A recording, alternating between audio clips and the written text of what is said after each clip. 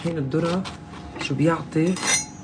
هيك قرشة بسيطة مع هالمناقيش ولا أشهى.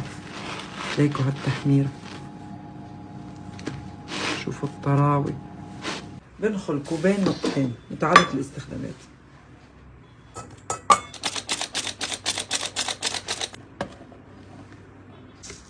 معلقة صغيرة ملح. نخل الطحين بأي نوع من العجينة بيعطيكم نتيجة حلوة. معلقة صغيرة بيكنج باودر.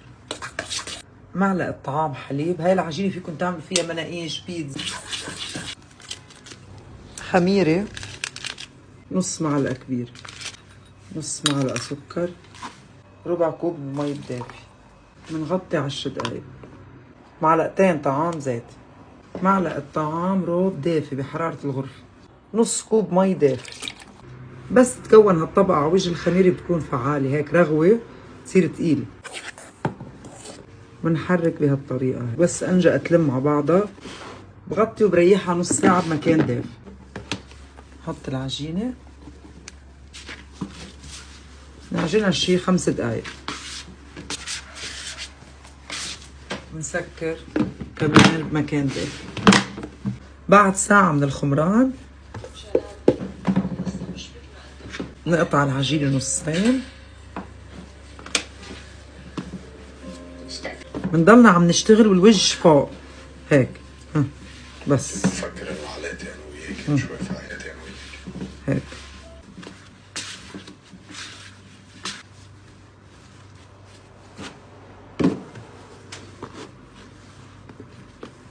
هلا بنرجع بنسكر ونخمرها الساعة الثانية.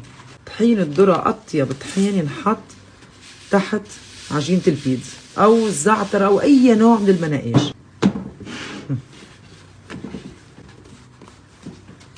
هي الفرن هون عندي أعلى حرارة، نار فوق وتحت، رح أحطها على أرض الفرن.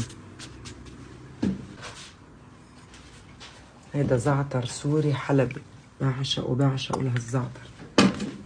أنا وصغيري بحبه، وصلوني من سوريا. وعلى الفرن، الصينية بأرض الفرن. بعشق مناقيش الزعتر مع الخضرة. منقوشتنا صارت جاهزة. شوفوا هاللون،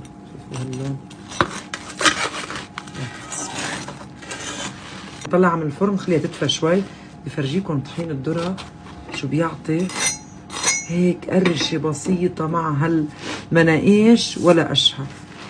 خيار، ندورة، نعناع، زيتون، رشة ملح، كبيس مقطع أو خيار. هيني شوف الطراوة. نقلبها. هيدي بتكفي لشخصين. شو في أشهى من هيك سحور. طريقة العجينة صورتها بالتفصيل ولا أسهل. شوفوا العجينة قديش هشة وطيبة وجربوها هيك، يا إما بالزعتر اللبناني أو السوري. حطوا هالخضرة وقدموها لأولادكم على السحور.